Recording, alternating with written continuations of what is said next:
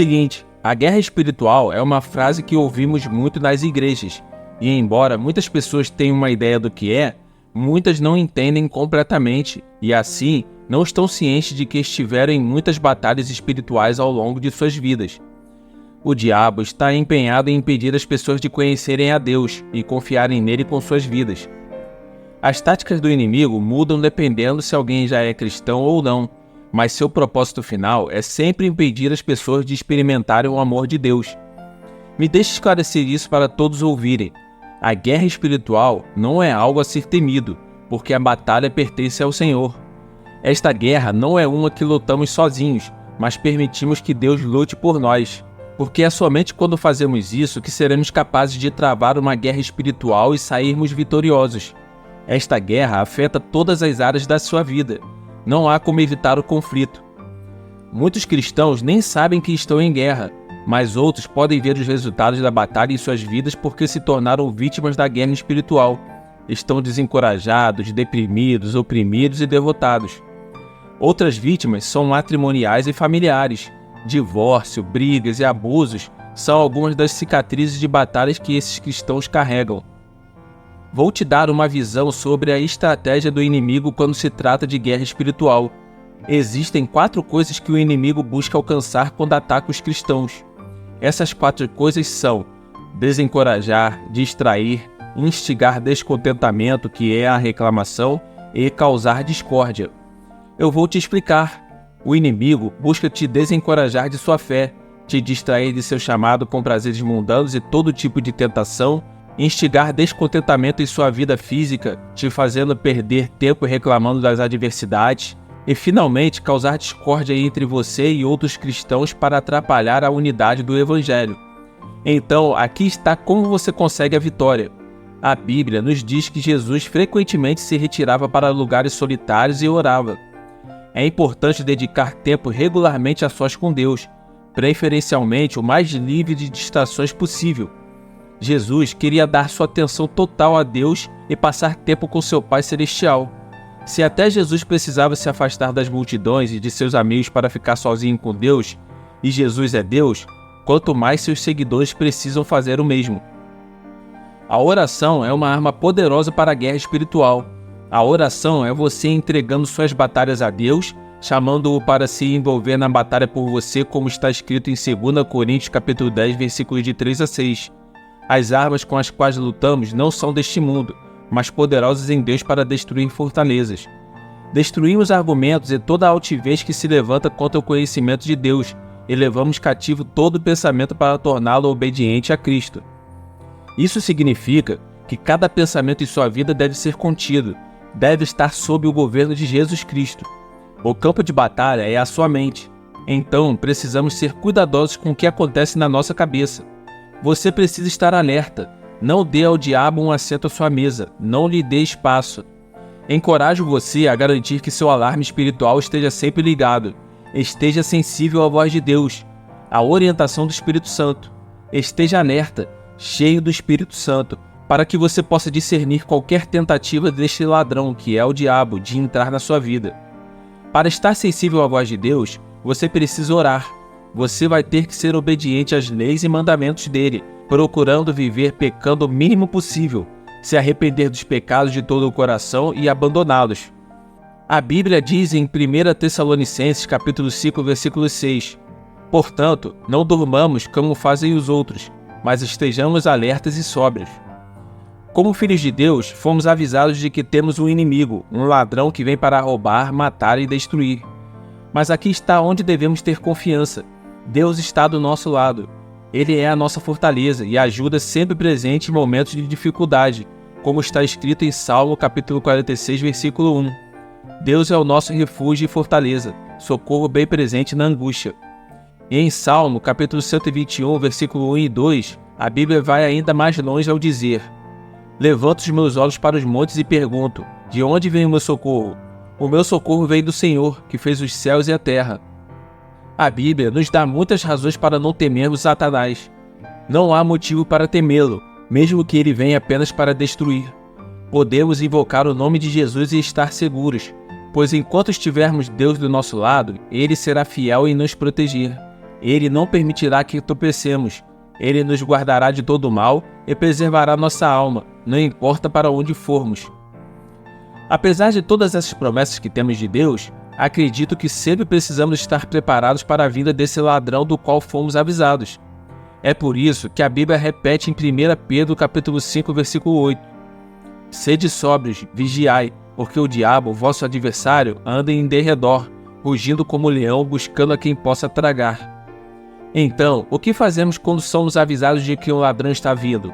Quando sabemos que temos um inimigo com a intenção de vir à nossa casa para roubar, matar e destruir? Arrumamos e protegemos nossa casa. Como filhos de Deus, precisamos estar vigilantes, porque o inimigo está atrás de nós. Ele quer roubar nossa alegria, nossa lealdade ao Senhor. Ele quer que nos concentremos em todas as coisas mundanas, em coisas que não ajudam o nosso relacionamento com Deus. E se ele conseguir roubar sua atenção, então ele terá feito o seu trabalho. Se ele conseguir fazer você perder o foco em sua caminhada com Cristo e o tempo passar despercebido, não tiver um relacionamento pessoal com Jesus Cristo, e antes que você perceba, estará diante do tribunal de Cristo. Então, enquanto você ainda pode, faça uma autoanálise. Se prepare para esse ladrão que veio para roubar, matar e destruir. Faça uma avaliação de risco em sua vida. O que está ocupando seu tempo? Quem está ocupando seu tempo? Enquanto ainda pode, busque o Senhor enquanto ele pode ser encontrado. Invoque-o enquanto ele está perto, porque com Deus do seu lado, você certamente terá a vitória. Não dê ao inimigo 1 centímetro, não dê a ele espaço ou oportunidade, mas em vez disso, esteja escondido em Cristo. Se arme com a palavra de Deus, se arme em oração, se cubra com o sangue de Jesus Cristo. Permaneça debaixo da sombra do Todo-Poderoso. Vista a armadura completa de Deus e esteja pronto para lutar. A fé é ter uma confiança firme em Deus. É confiar que Ele é a saída. É confiar que Ele é uma coluna de força quando você se sente fraco. A fé é você dizendo: estou nas mãos de Deus, independente do que aconteça. A fé é acreditar que Deus honrará e executará a palavra dele na sua hora de necessidade. Ter fé é confiar no Deus Todo-Poderoso e acreditar que Ele virá em seu auxílio em todas as circunstâncias. E o que é interessante sobre a fé é que ela se torna ainda mais forte e refinada com o tempo e com as adversidades. Em circunstâncias difíceis, não tema e não comece a pensar que você precisa de uma fé do tamanho da Arca de Noé. No ensino sobre a fé, Jesus quer de nós uma fé tão pequena quanto um grão de mostarda. Hebreus capítulo 12, versículo 2, diz para olharmos para Jesus, o autor e consumador da nossa fé, que pelo gozo que lhe estava proposto, suportou a cruz, desprezando a vergonha, e está assentado à direita do trono de Deus. Se você sentir que sua fé é fraca, lembre dessas duas coisas. Seu único requisito é ter fé do tamanho de um grão de mostarda e olhar para Jesus como o começo e o fim da fé cristã. Há uma tendência para os cristãos se concentrarem nas escrituras de proteção, esperança e misericórdia, mas ignorarem versículos como Tiago capítulo 2, versículo 19, que diz que se você crê que só há um Deus, fazes bem. Até mesmo os demônios creem e tremem. O reino espiritual é tão real quanto a tela diante de você. Os demônios são tão reais quanto os anjos de quem gostamos de ler sobre quando se trata da nossa proteção. Os demônios não são motivo de medo, porque temos poder e proteção através do sangue de Jesus Cristo. No entanto, isso não é desculpa para ignorar o fato de que demônios, espíritos impuros e malignos ainda operam no mundo de hoje. Se você não sabia, os demônios podem ver e podem reconhecer quem é esta ou aquela pessoa. Basta ler Marcos capítulo 3, versículo 11, para ver que sempre que o espírito imundo via Jesus, ele caía diante dele e clamava: Tu és o Filho de Deus.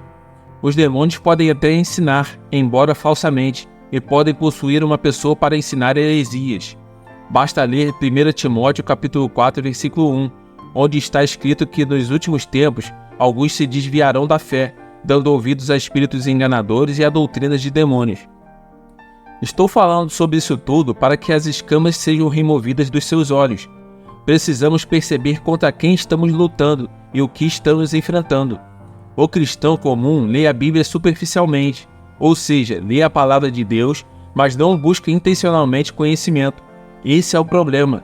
Em Oséias capítulo 4, versículo 6, começa dizendo que meu povo está sendo destruído por falta de conhecimento. Você conhece outro cristão que está no meio de uma batalha espiritual, mas não sabe disso? Eles estão sendo atacados de todos os lados, mas pensam que o problema são as pessoas. Estão doentes, mas o médico não consegue encontrar a causa. O dinheiro nunca é suficiente, embora estejam economizando. Nada faz sentido para eles por falta de conhecimento.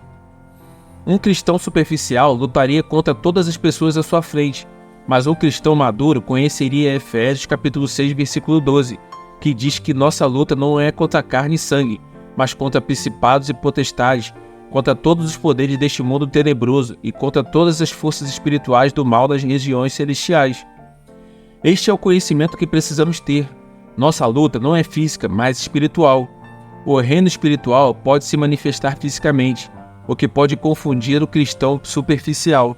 Por exemplo, quando um homem possuído por um demônio encontrou Jesus em Mateus capítulo 17, Jesus repreendeu o demônio que saiu do menino e ele foi curado. O segredo aqui é que o menino estava possuído por um demônio que causava a doença. Os demônios não são como nos filmes, mas se manifestam de várias formas. O menino estava doente por causa do demônio e Jesus o curou quando repreendeu o demônio. Portanto, é possível que algumas doenças não tenham cura médica, mas sejam espirituais. Os médicos não conseguem explicar, mas a solução está no conhecimento de que nossa luta é espiritual, não física. Como cristãos, precisamos ser vigilantes em oração e especialmente cuidadosos para não faltar conhecimento em nossas vidas. Jesus nos deu autoridade sobre os espíritos imundos para expulsá-los e curar toda doença e aflição. Nós também temos essa autoridade dada pelo Espírito Santo sobre os espíritos imundos, para expulsá-los e ter uma vitória em nossas vidas. Que Deus tenha misericórdia de todos nós e nos prepare para as batalhas espirituais para ajudarmos a quem precisa de oração. Tenha em mente que toda preparação, todo treino é difícil e dolorido, mas saímos disso prontos para vencermos juntos com Jesus Cristo. Com Ele em nossas vidas, a vitória é certa. Desejo a ti e a sua família paz, prosperidade, as bênçãos e a presença de Deus nas suas vidas. Obrigado por assistir ao vídeo e se você gosta do nosso conteúdo, por favor deixe o seu gostei e se inscreva no nosso canal. Deus te abençoe.